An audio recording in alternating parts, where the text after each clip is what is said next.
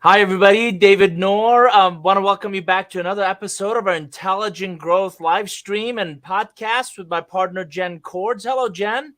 Hi, Noor. How are you? Great, thanks. Nice to see you. For our audience, this is live on LinkedIn, Facebook, Twitter, YouTube. We're here every Tuesday at noon Eastern, and we encourage you to jump in. Questions, comments. Would love to hear your perspective on the insights that we share. If you watch the recording afterwards, also encourage you to come join us in our private online community called the Noor Forum. Noor Group, Nour group.com/forum.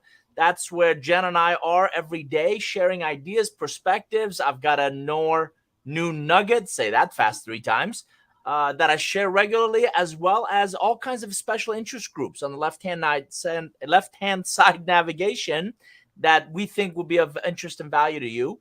So we're in the middle of a mini series on challenges and opportunities. In the last session, we talked about growth challenges for chief marketing officers. This episode is focused on scaling challenges of chief revenue officers. And the next one, we're going to talk about really the customer experience challenges of chief customer officers.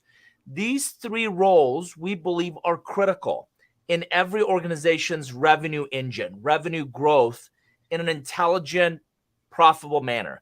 So Jen and I are excited to share some insights and ideas with you. We want to make sure this content is of interest and value. So we're going to cover a lot of ground and encourage you, again, jump in, questions, comments, anything that we can help clarify. We'll also share a presentation, and a copy of the presentation will be within the RevOps group within the Noor Forum community. Hence, come join us there, nourgroup.com/forum.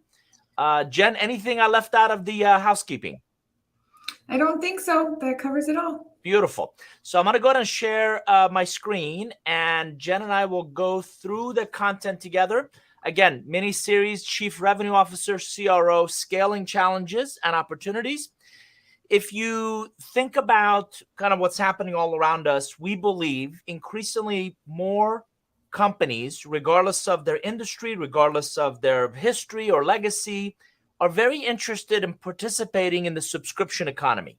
So we have enterprise clients who traditionally sell a very CapEx intensive business or product or service, and now they're trying to look for a recurring revenue business model. So how do we, instead of, I love using the water bottle as an analogy, right? Most clients don't necessarily want to store this water bottle or take care of it or maintain it or replace parts that may break. They want the cold water that's inside. So even if you're selling this water bottle, we have clients that are thinking, can we rent the water bottle? Because what people want is really the outcome of this product or service, not necessarily all the total cost of ownership and maintenance and ongoing of this product or service. So we believe intelligent and profitable growth matters more than ever, particularly in the subscription economy. In working with a very broad spectrum of global clients, from hyper growth to mid-market to enterprise, and in working with a lot of executives in those companies, as evident by our last Relationship Economics Summit, really excited about this as an annual event coming up again this October, where we gather a very broad spectrum of industries and size companies and executives with very different perspectives. The fascinating part is really discussions around this customer lifecycle journey. So Jen, for our audience who are watching us, or those that might be listening, describe this customer lifecycle journey and specifically our focus around the maturity model. Absolutely. So the customer lifecycle journey, we've shaped it in an infinity loop because we really feel that there's a handoff, and when done well, this actually feeds itself almost. There's several on-ramps to it as well, based on how people are engaging with your brand or how your product goes to market.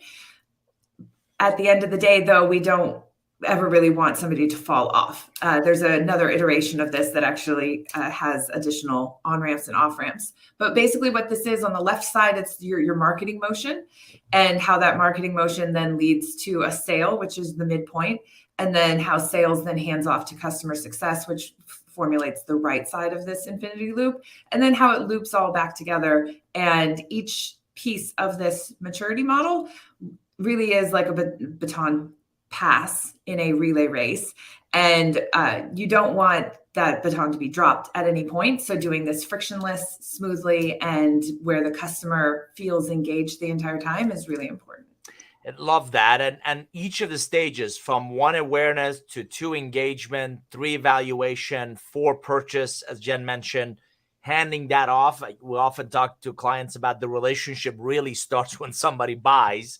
Adoption, how do you help them get on, ramped up? And 6, impact, real material, quantifiable, qualitative, quantitative impact in their business.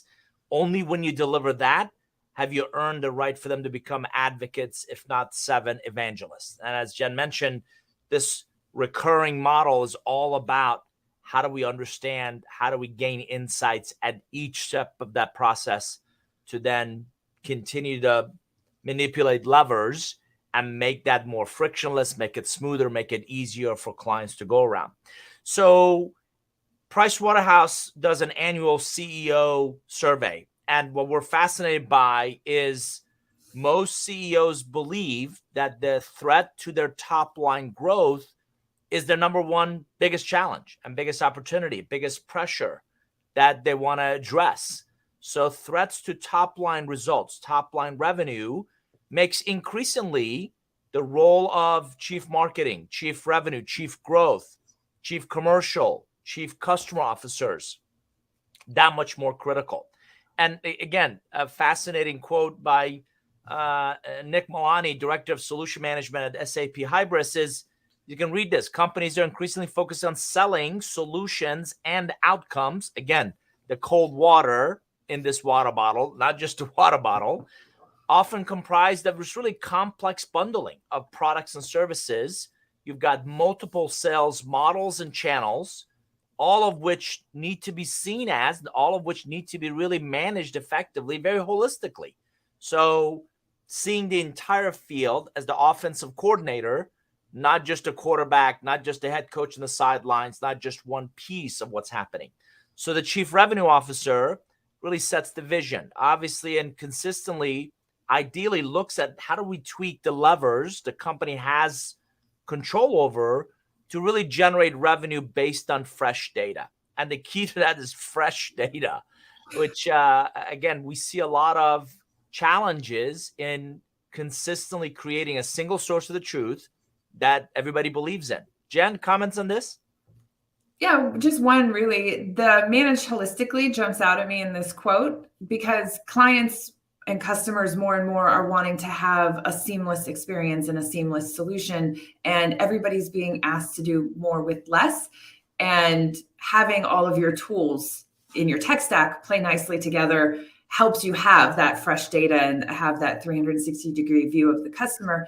At the same time, it allows you to anticipate what your future prospects may need and allows your sellers then to do a better job of having those conversations. So those are just a couple of the keywords that jumped out at me. And again, to give the audience a glimpse into the challenges we're going to talk about, CROs are unequivocally facing scaling challenges, which we're going to tie directly back to the tech infrastructure, the tech stack, and data management, and a single source of the truth, and holistically looking at what are the direct folks, what are the channel partners doing in the market, again, and manipulating levers that you have control over.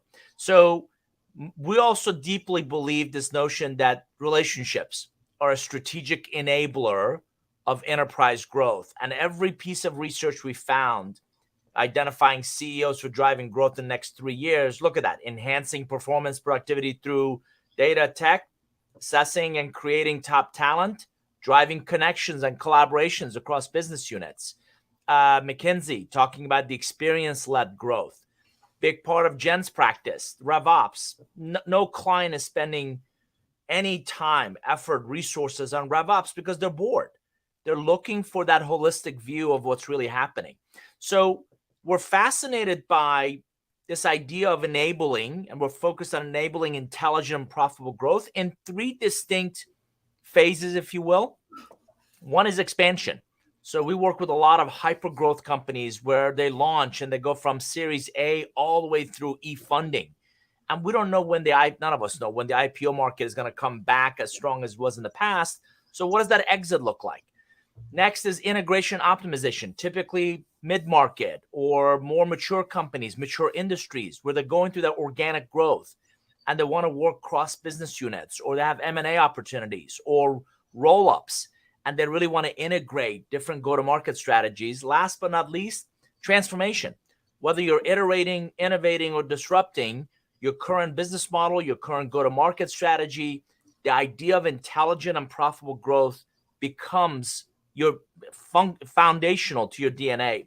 Jen, before we started this session, you brought up a fascinating comment about the role of CRO in each of these unique phases.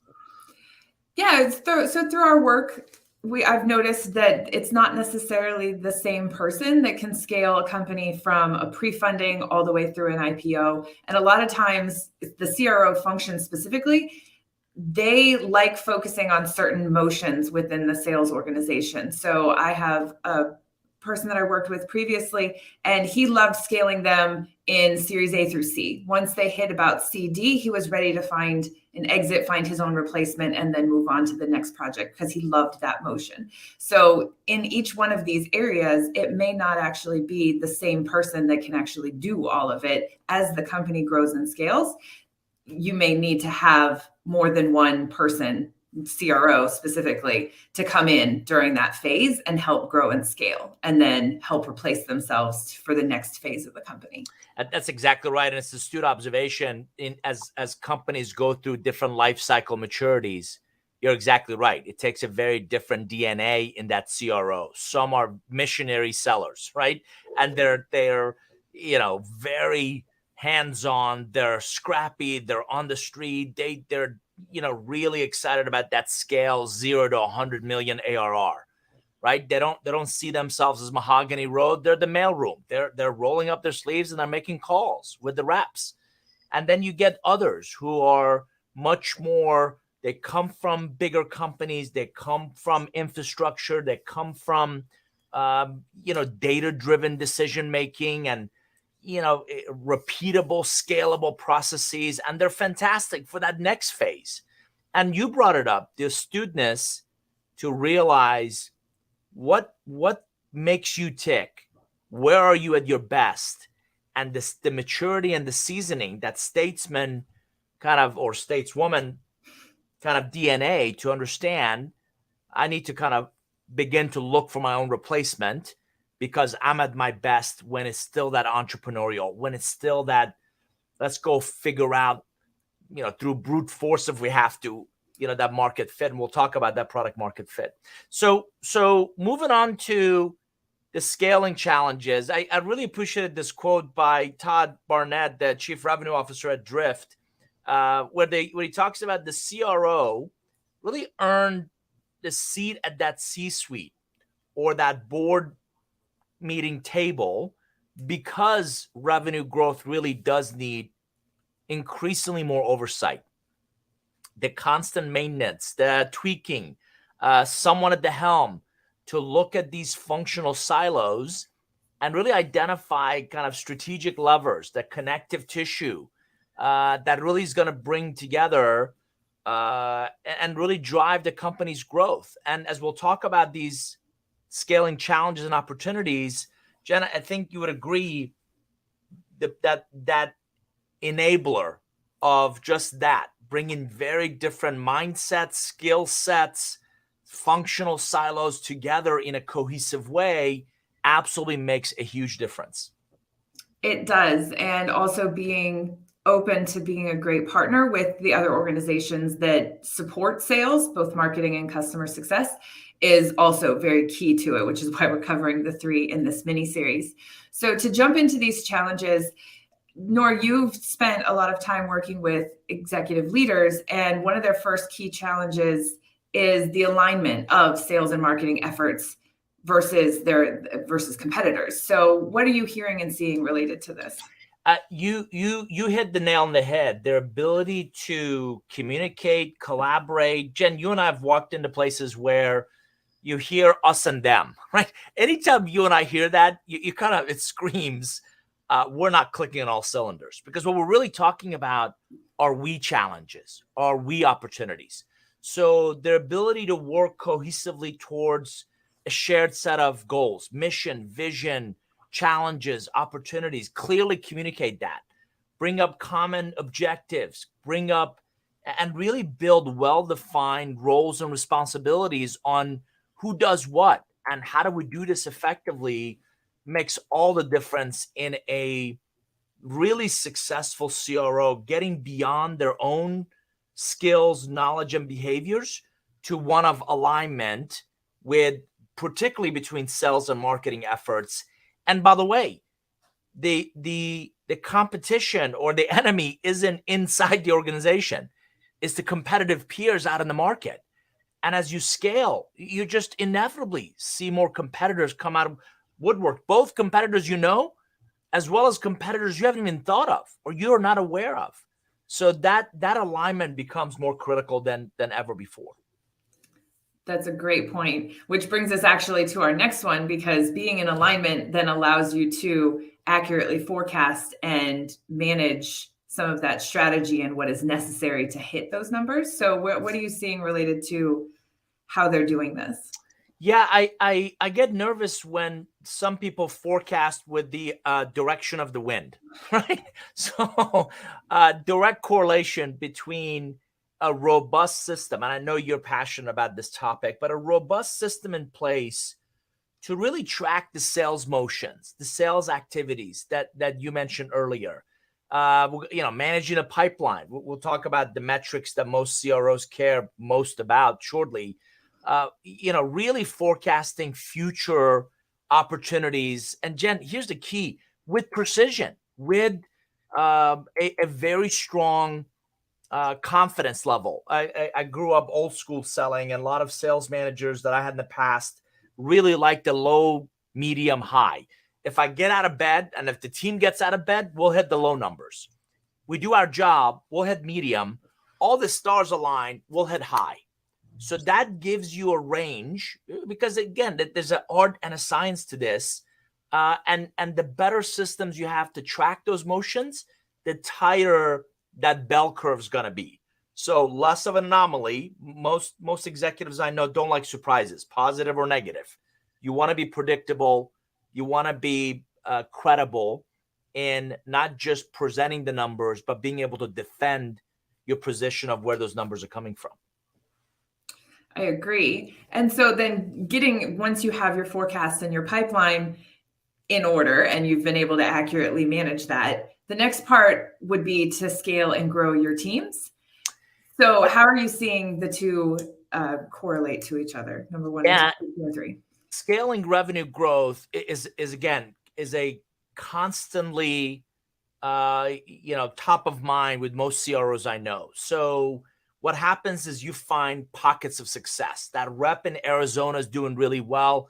The rep in Miami is doing really well. I have no idea what's happening with the guy in Atlanta, right? So really figuring out a consistent way to drive revenue growth while optimizing also cost. I'm reminded of professional sports teams, right? We can't all be the New York Yankees. We don't have the payroll, right? So I was watching Moneyball the other day. How do we use data to put the best assets out in the field to really identify opportunities for expansion, develop the sales strategies, allocate resources effectively?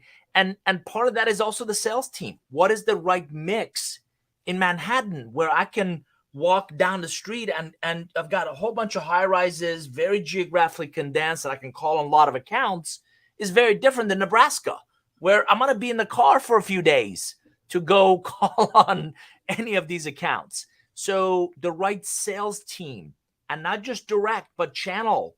How do we extend and expand? I've always been a huge channel fan because of its multiplier effect.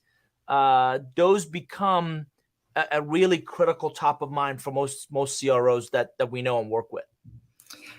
Just quick follow-up question to your comment earlier about when you're seeing reps do really well in one area and somebody else may not be doing so well in another area? Are you seeing that the CROs are working to find the repeatable, scalable patterns that's working in one place and apply it somewhere else? Or are you still seeing that as being a challenge also? Yeah, I think their biggest challenge is really uncovering not just what's happening. That's pretty black and white. It's really getting to and peeling the onion back of why is it happening. Is it the territory? Is it the accounts? Is it the marketing and sales motions in that territory? Is it just some of this, skills or knowledge or behaviors of the rep? So as you can imagine, really expensive to find the right talent, onboard, train, develop, integrate into the culture. I've always been a huge believer of I'd rather deal with the devil I know versus devil I don't know. So Jen, I'm always looking, are my reps, are the reps in the field coachable? Are they willing and able? We're talking about grown people, right? Are they willing and able to change? Can we elevate their skills? Can we enhance or change their behaviors? Particularly at enterprise level, they didn't start selling yesterday, right? So a lot of them have the right skills. Can they consistently execute what we know works? So I know you're as well. I'm a huge believer in playbooks. I'm a huge believer of let's not reinvent the wheel. What is that rep in Arizona doing that is consistently producing results? And how do we, I wish you could bottle it, but how do we, capture it, package it? We'll talk about sales enablement, shortly. How do we really ensure we've got a very consistent set of skills, knowledge, behaviors, competitive battle cards, very targeted ICPs? The rep that's not working out well could be calling on completely wrong profile of prospects. So it's those fine tunings that will get you to that consistent geo success. Most definitely, and I agree. In future points, we'll talk about kind of the data management and the tech stack and how that can elevate a salesperson's capabilities. But moving on to the next one, how are CROs today dealing with the challenges of economic uncertainty? Here's one that you don't have. None of us are the Fed chair, right? None of us, maybe one Fed chair, but CROs have to be, and I'm coaching a couple in really thinking about agility and really thinking about resilience and adaptability. So if I don't have control over what's happening to me, how do I respond with some of these shifts, with market fluctuations, with changing customer behaviors, right? A whole bunch of our deals in Q1 have gotten pushed because of psychological reasons, not even. And here's the challenge. I really believe a lot of, the cycles in our economy and how people respond to them, leaders respond to them, are psychological. So if customers that I was counting on and deals we're counting on closing are somehow on hold, and increasingly it's becoming more decision by committees, right? Then I'm going to hold off on hiring that rep. And, I don't believe in bloat. I don't believe in, the fat. And, in good times, people add a whole lot of just additional girth to their organizations, and it just becomes, unmanageable. So trimming down, like our own bodies, great, love that. Cutting into muscle and bone, that's when it gets really dangerous, because economic times, as uncertain as they may be, are cyclical. And if you cut too deep, or if you're not astute in how you manage those limited resources as you're scaling, then it becomes really challenging to recover as the economy recovers, as the economy kind of scales. So exactly that. You're the steward of this ship. How will you navigate those rough waters? And uncertain economic times, Jen, this, come for everybody. And really anticipating those, planning effectively for them, being able to, it's not a switch, dialing up some things, investments, dialing back other investments, really sets a competent CRO from a remarkable CRO. Completely agree. And one of the things as you were talking about scaling and being able to trim the fat is also having your hiring plans be intentional and really justify kind of every role. We've talked about zero-based accounting and whatnot, but you could also apply a similar principle kind of to your hiring model. Just because it's good times, do we actually need those people, or can we get by with what we've got? So that's a great point. Yeah, just to build on that, and I'll bring it up in the talent as well, but I've always been a big believer of force rank your sales team. This is not a judgment thing. It is based on current performance and future potential.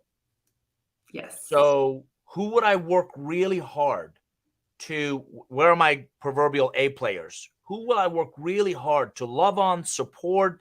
They're my rock stars. I want to protect. I want to remove friction from their world. I want to do everything I can to help them succeed. Who are my middle tier that I want to elevate? I want to coach. I want to really help. I want to give them every chance, every resource to raise the bar on typically how they show up and how they perform. And then who's my lower quartile that I need to, either elevate. And again, I'd rather deal with the devil I know. I want to raise the bar on, if there are C's, bring them up to B's. Or, you know what, it's just, you've given them every chance to implement. You perceive them to have certain skills. And, before everybody dates when they're interviewing, right? Let me put my best foot forward on both sides. And then you get them on board. And for CROs or those who influence CROs that might be listening, I got to tell you, my coaching, I found this to be dead on. First 30 days, pretty good indication of what you're going to get. First 90 days is exactly what you're going to get. From their work ethic to their organization skills, to their ability to prioritize, to their willingness to get out there and get creative and scrappy and not wait for someone to hand them anything on a platter, but get out there regardless of your role, whether it's a BDR or SDR, 20-some-year-old in the spring of their careers, or an enterprise guy person in the fall of their careers. How they show up will tell you a lot about who they are and their work ethics and initiative and intellect and relationships, which many of those are very difficult to train. So yeah, we'll talk more about those in a second. Yes. So moving on, as companies grow and scale, obviously the sales model needs to grow and scale as well. So how are the CROs dealing with adapting that? I talked to a lot of CROs about this, as if you've ever played soccer, or maybe your kids did, or lacrosse or hockey, where it's a very dynamic sport. And I think most executives, most audiences would agree that 90% of those games are played when you don't have the ball or you don't have the puck. And Jen, if you think about that analogy, the best teams, the best players on their teams are always thinking, where should I be? What should I be doing?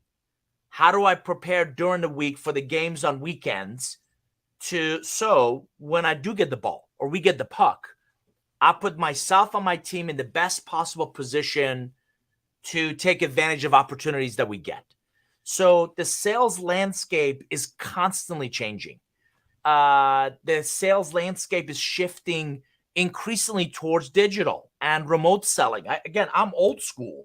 We used to have call sheets, and we would, we call it dialing for dollars, and we would wear suits and use this antiquated device called a telephone.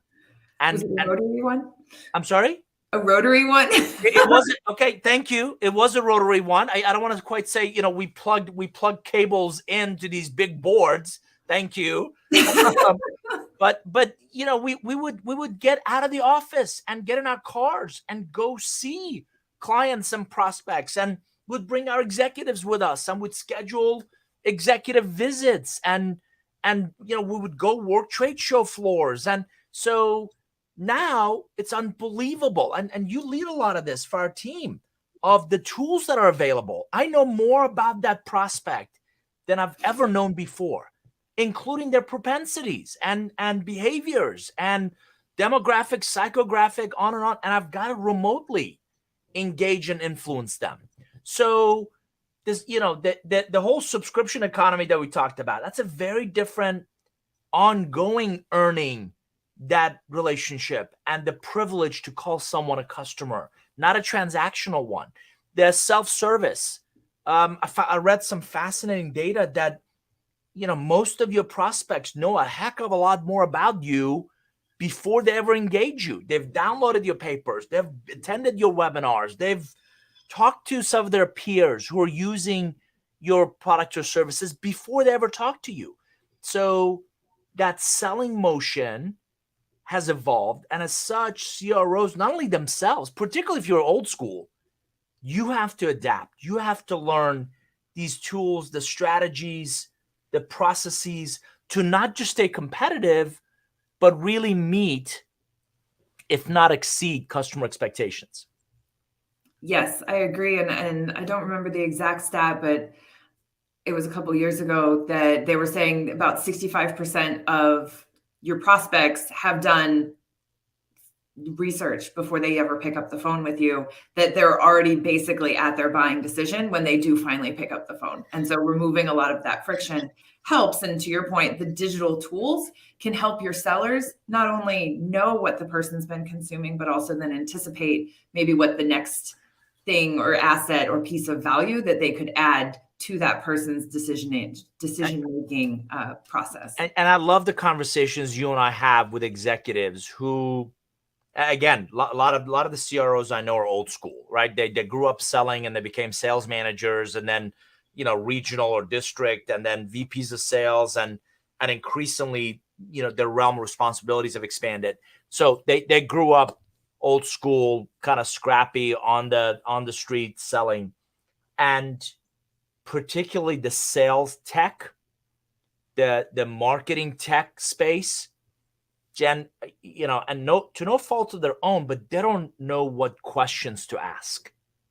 They know what matters. They know what the outcomes are that they care about, but because the sales landscape, the sales models have evolved, and the tools, the enabling tools have evolved, which is again leads us to a great, the role that you bring and the great work that you and your team do in helping to educate them and raise the bar on not just what Gong is or what Sixth Sense is or why they matter, but how do we really create these enabling processes, capabilities, and tech stack to accelerate the results, the outcomes they're after. Yes, and that actually leads us to a great point of that enabling and raising the bar to the next challenge that CROs are facing is that talent management and development. As the landscape changes so quickly, how can they make sure that their sellers and their best performers keep up? I recently, someone else recently recommended. I'm looking around for a book that I just picked up, which is that team development is one of the best parts, I believe, of being a CRO. So I'm going to use a personal story. Jen, you and I both have kids, and we've had this conversation that in many ways, our kids become our legacy, right? Our kids become ambassadors of our name and our family brand and values we believe in. I believe the talent CROs attract, retain, develop are not just critical to their success, but they're foundational to their legacy. So creating a culture that balances performing. Make no mistake about it. CROs are in that job to drive revenue growth. So we have to lead with that performance, but balance it with learning. Balance it with how do we continuously learn, provide the necessary tools, the tech stack, the resources, sales enablement, creating very clear career paths. You come in as a BDR, you grow with us. You could move into corporate sales and enterprise sales. You could become a BDR manager.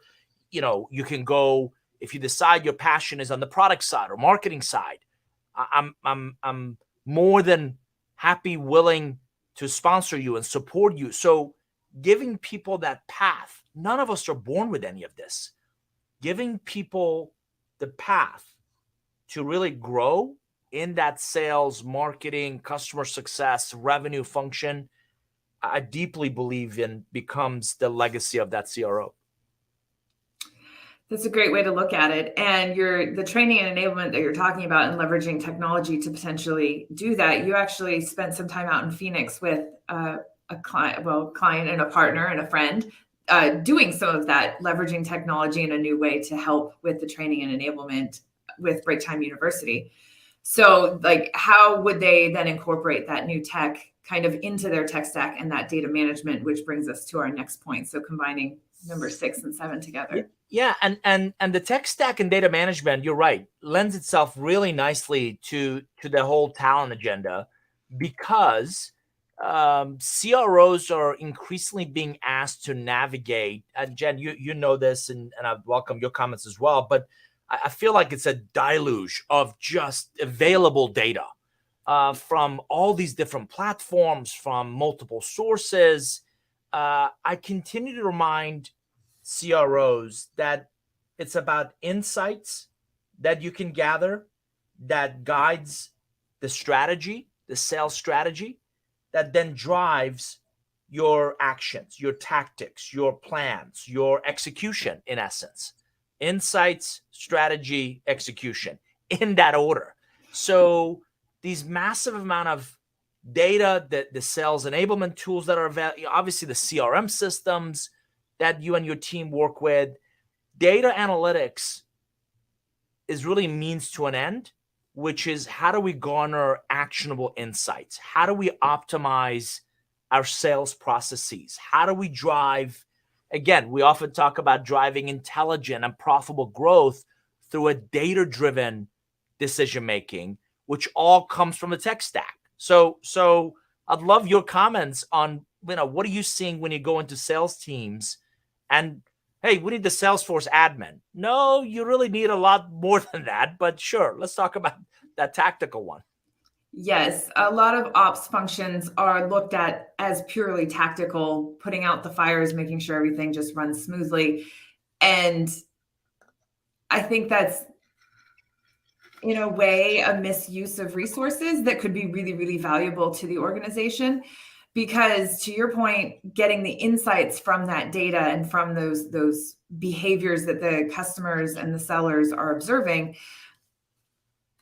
is what drives the business forward. So being able to track the right things in the tech stack and not just adding layers of complexity on top of one another, asking your sellers to go enter data into multiple systems, it slows everything down. So creating that frictionless environment to get the 360-degree view of that prospect or client is, number one, really important. And two, you also brought it up that CROs and CMOs really don't know necessarily what questions to be asking, because the technology is moving way faster than any of them can keep up with, because it is not their core competency. So, and it's not supposed to be, but leveraging or having a really strategic operations team and function, or someone that you can trust in that role to help get you those answers. So tell them what you want to know, and then let them kind of work backwards to create a process that is seamless and frictionless as much as can be for your sellers or for your marketing motion. So it's really that partnership between the outcomes that the CRO is looking for and that operations function to actually make it happen versus just adding to the noise.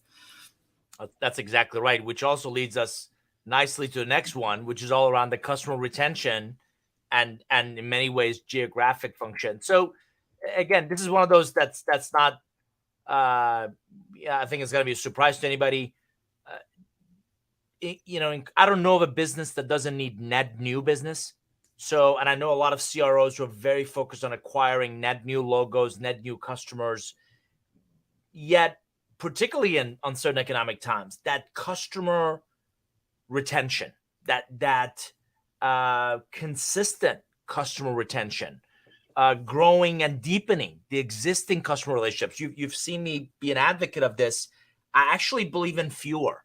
Call it the Jerry Maguire business model, right? how do we work with fewer customers, but really, and we'll talk about this in metrics, deepen the relationship? How do we create unbelievable material impact in their business such that they feel that they're better off because of us? So proactive account management, upselling, cross-selling. Randy Seidel, longtime friend and kind of every sales manager, years ago, I heard him talk about SIAT, sell everything on the truck, right? How do we so understand that customer's business, that we identify opportunities to really deepen the relationship and really help them with a much broader portfolio of offerings than just one transactional sliver of what we do? And that's a great point about deepening the relationship with the customers. And it brings us to our next challenge that CROs are faced with, is driving that customer centricity across the sales organization. Yeah, so really drive growth, the CROs have to ensure the organization. And Jen, this is like quality. Like, whose job is quality or security? It's everybody's. Right. Customer centricity has to be a cultural DNA. It has to be kind of the expectation that the only reason any of us have a job is because of those customers. So it's everybody's job to understand their needs. It's everybody's job to anticipate what they're going to need next, and not just meet. I think increasingly meeting customer expectations are table stakes. Can you imagine you and I, traveling and going to a hotel and they offer you, here's your room. Well, duh, that's kind of the minimum of what I expect from a room. Now, here's your room, in the way you like it, or based on your profile. We understand you don't want to walk 10 miles to get to your room, and, you like softer pillows, or you like whatever the case may be. Those nuances now exceed my expectations. So whenever I hear people say, well, we met their expectations, well, I'm like, well, great. Is that like getting out of bed? I'm kind of glad you did that. So fostering and I think this is a Jeff Bezos, Amazon notion of customer obsession, that customer-centric culture and implementing strategies that consistently deliver value to that customer becomes CROs one of their biggest scaling challenges. And you and I have seen this. It's regrettable. It's unfortunate. In many ways, it's unfathomable where customer success becomes a redheaded stepchild. It's almost like an afterthought of, let's just focus on selling. Doesn't matter. After they sign, they're not saying it, but who cares what happens? And that's the kiss of death. Because if customer success isn't in place and doesn't get the same resources and attention, you shouldn't have any expectations of re-earning that business when renewal time comes up. I agree. And that support from customer success is really important, because they're also hearing things that could help with that renewal, with that upsell, cross-sell, whatever that the sales team would want to know about, because they're frontline with the customer, and really they're the ones who are delivering on the value that the salespeople promised to this client. And so it's just that connectivity between those two departments is really, really important, and driving what's best for the customer versus what may not be best for the company. Like, taking care of the customer should be number one, regardless of who you are within the organization. So yeah, it really is a cultural thing. And so then that brings us to our last point, which kind of ties all of these things together, which is measuring and demonstrating ROI, both from the sales motions, but then also from everything that then supports sales. How are you seeing CROs addressing this challenge? I mentioned this in a previous comment that I'm coaching a lot of executives of insights, strategy, execution, right? If that's the sequence that CROs should really focus on, you have to have a set of both lagging indicators, so key performance indicators, KPIs, a lot of people talk about, as well as, you and I've talked about this, leading drivers, lagging indicators, leading drivers, to really understand, get and keep your finger on the pulse of that strategy. Your insight said you should do this. As you execute, it almost becomes a feedback loop mechanism of how well are our efforts working? How well are we gaining additional insights that should modify the strategy and the execution? So their ability to measure, communicate, and really deliver impact on not just the top line, but in many ways the fuel efficiency on that revenue engine becomes critical. So, like I said, New York Yankees, I can spend a whole lot of money on my payroll. I can bring in some unbelievable enterprise sales reps. They don't sell anything. We can't stay in business long, right? So, are our results really aligned with the investments we're making in the talent, in the technology, in the resources, in our go-to-market strategies and execution to justify those investments? Yes, and that feedback loop that you mentioned is critical at multiple places in that customer lifecycle journey, both within the specific function, like within sales. It's really important to have that feedback loop, but also then sharing those insights that you're gaining with other departments that may support you. So whatever sales is hearing from prospects or customers about features that they may want in the product, that really should end up with product or engineering, and then marketing messages that are or are not working, that needs to get back to marketing. And to your point, taking those insights and making modifications to what's happening within the organization is really key, because none of these strategies, the sales models, none of these things are set it and forget it, like a George Foreman grill. Like your operations, your models, your hiring structure, all of those things need to be agile enough to grow and scale and change with the times. You're exactly right, which leads us to this next conversation. You and I talk a lot about relationships as the relationship economics as the art and science of relationships. There's also a science to scaling, and for our audience, it's all about aligning your go-to-market motion with intelligent growth, with profitable growth. So as you can see, left-hand side, goal of the phase, target market, playbook, your sales hires, your demand gen, your pricing, and in many ways your comp. If you look at early on, the overarching goal is learning, because let's be honest, none of us have a crystal ball. None of us know whether what we've come up with is anybody's going to eat our cooking. So the product market fit as a fundamental first step is all about that customer retention and the early adopters, and win many ways at all costs. And, I'm really going to bring my, product marketing and account execs together. I'm going to bring processes, built together. I'm going to leverage my personal network. A lot of times the early sales, they're buying you.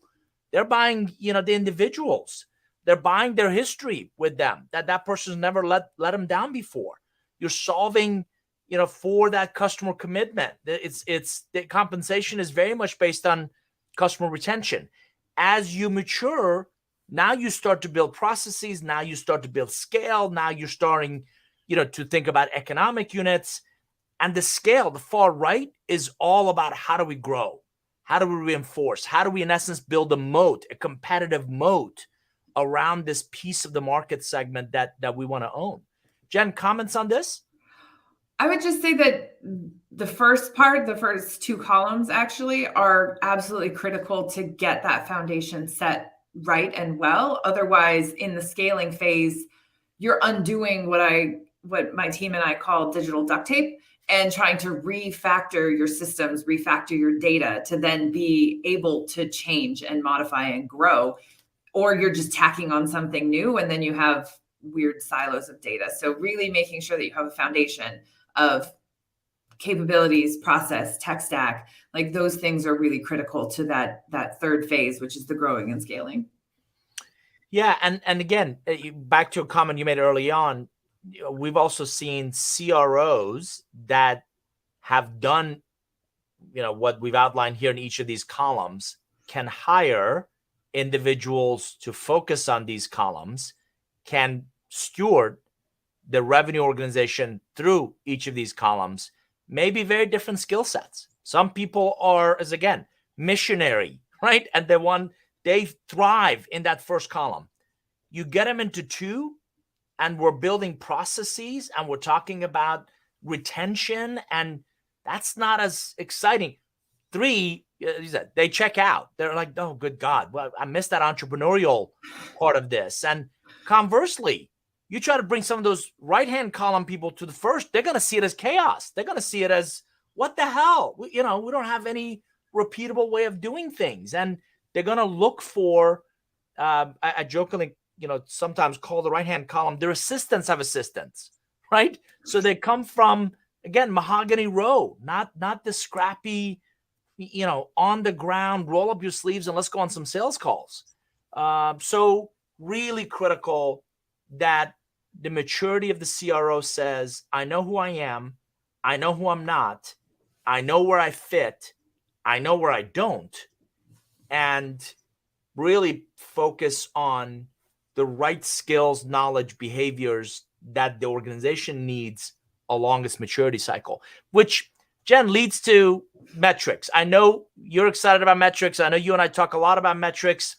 Revenue. Talk about, these are 6 metrics that most CRO relationships we have care most about. Talk about revenue for a second.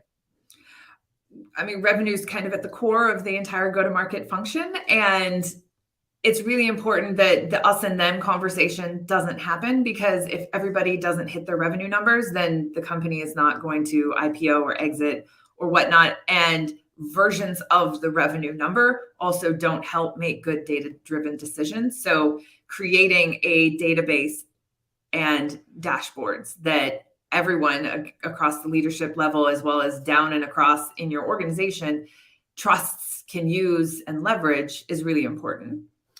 And again, CROs that I have conversations with, really are curious about the source of their revenue. Where's it coming from? The customer segments. And so your tech scan becomes invaluable in that. Account-based strategies. Last time I checked, Walmart is a massive company. Marriott and GE and GM and these massive we're selling, to one piece or one business unit or one part of this organization. And how do we get much better at account-based strategies? International markets. Where are some good places for us to invest? Where are some places we have no business kind of investing? So really understanding those revenue metrics goes a long way. Retention. This, to a point that you made earlier, if you're not taking care of your customer and having that customer centricity, all you're going to be doing is bringing in net new. And from a marketing and cost perspective, that cost to acquire is going to be extremely high. So deepening your relationship is really important with any of your prospects and clients that you do get, and ensuring that they have long-term success and they view you and your organization and the solution that you bring as more than just a vendor relationship. Yeah, I talk about repeat business and wallet share, mind share and wallet share. Are you after just gross retention or net retention? Right? That's a critical metric. NPS, as you mentioned, the customer success function that we talked about, and increasingly the lifetime value of that customer. So, these are a set of metrics, again, might be a little difficult to read, but once we sell them, once the deal is closed, how do we ensure a very smooth handoff? And who's involved? How do we make sure there's onboarding? How do we ensure there's adoption, there's growth, there's advocacy, the evangelism? So the right-hand side of the life cycle journey that we talked about, it's amazing how often that's getting ignored. And that is critical to retention. That, again, a lot of organizations tend to downplay and or not prioritize as much as we believe is critical. Moving on to pipeline.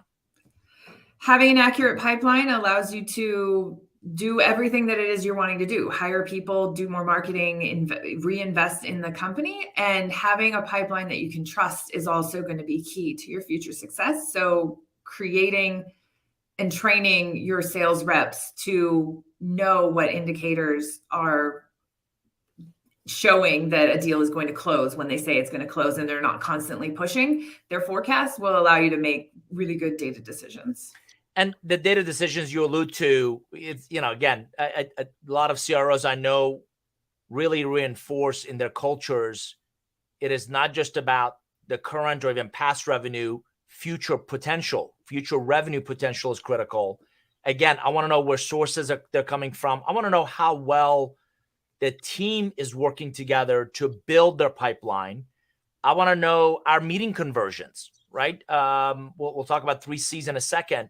I want to know what segments are more profitable than others. And this is just one example, from and we'll talk about this in terms of the SDR conversion funnel, right?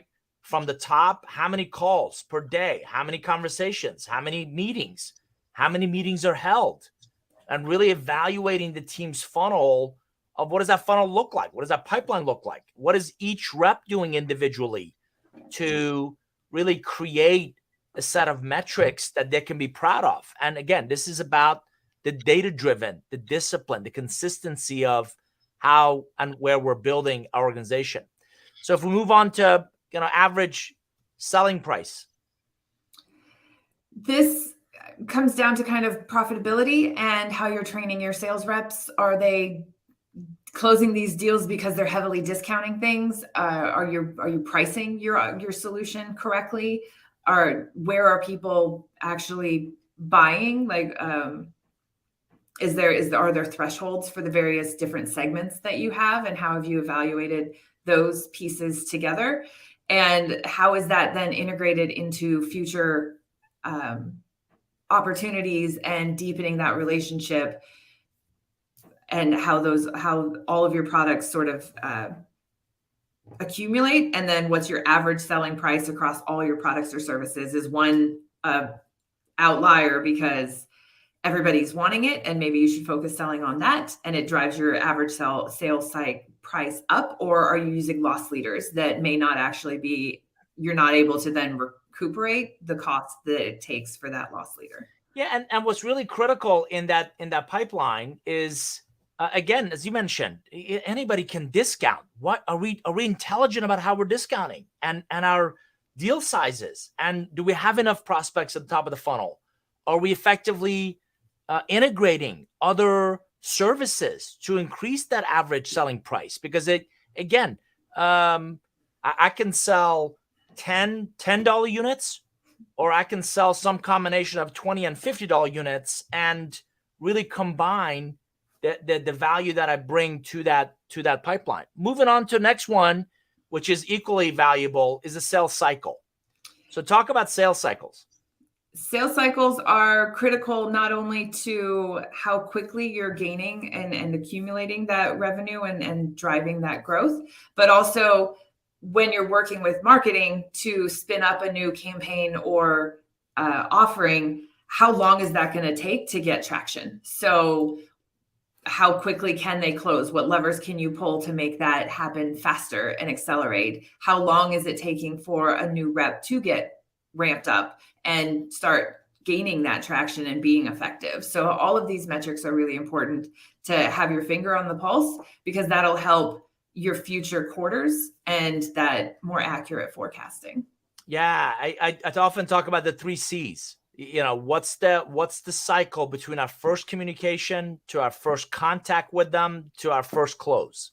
So if you understand that line of sight, it'll help you understand what kind of pipeline do we need. It helps you understand, how long does it take my sales rep or the territory to scale, to ramp up? I call it time to cash, right? From the first time we get the person on board till they're generating revenue. What does that look like? And what do we need to accelerate? And then certainly last but not least, this win-loss ratio. Yeah, so the win-loss ratio, I mean, a lot of organizations focus mainly on the win rate, but they don't look at why they're losing. And sometimes the systems are not set up to track that information. It's just they didn't sign the contract or whatever. But looking at both reasons, why are you winning? How are you winning? Is really important to inform in your training and enablement of other territories. But then why are you losing? It also helps identify competitors that maybe you didn't know were in the market, but it also then helps you shore up any of those gaps that you may have either in your training of how are your sales rep talking about the solution, or maybe there's a disconnect between the marketing and the talking points. But looking at both and having the feedback loop to inform your internal processes is really important in your growth. Yeah, I see it as one of the massive opportunities for improvements, whether it's product updates or improved training or refining the customer profile, stop chasing the wrong accounts? Do we need better sales enablement? So again, not certainly the only, but 6 really scaling metrics most CROs we know care most about. Just for our audience, and again, this is our strategic growth portfolio, if you will, from speaking engagements on relationship economics and co-create and curve benders to salons where they're half and full day focused on implementing some of those ideas, to strategy visualization and really coaching and development, all the way to M&A integration. This is a practice I lead, and we get involved with a lot of CROs in helping them think a lot about their go-to-market strategies. And not just CROs, but even in more mature companies, business unit leaders who need to lead their revenue growth. Jen, you similarly, in your RevOps practice, you have a portfolio of offerings. We do. We start with a X-ray, which is a complementary scan that we do to help organizations understand and get that quick and dirty kind of third-party validation of what they are and what they're doing, and potentially uncover things that could help them improve, all the way through managed services where we've helped startups as well as established teams manage their entire tech stack and help them grow and scale in a way that maybe they don't have the internal talent to do. So kind of everything from the very baseline, let's just take a look and give you advice, to let's actually own and operate your entire tech stack on your behalf. So on behalf of Jen and myself, thank you. Thanks for joining us for this episode. Again, mini series focused on key challenges we're seeing our chief marketing officers, chief revenue officers are facing in the market and driving that intelligent and profitable growth. In our next episode, we're going to cover chief customer officers and the customer experiences that they're struggling with, they're facing. We hope you'll join us. Again, norgroup.com/forum is our private online community. That's where Jen and I will continue to share ideas, insights, this presentation that could benefit you. We also would love for you to share this recording or references to these sessions. We're live every Tuesday at noon Eastern for our intelligent growth. We repurpose these into articles and podcasts. So we hope you'll continue to consume, learn from, and grow through them wherever you consume this content. Jen, any closing comments? Thank you for joining us, and we hope you look forward to our next conversation to close out the trifecta with these critical positions within every organization. Sounds great. Thanks, everybody. And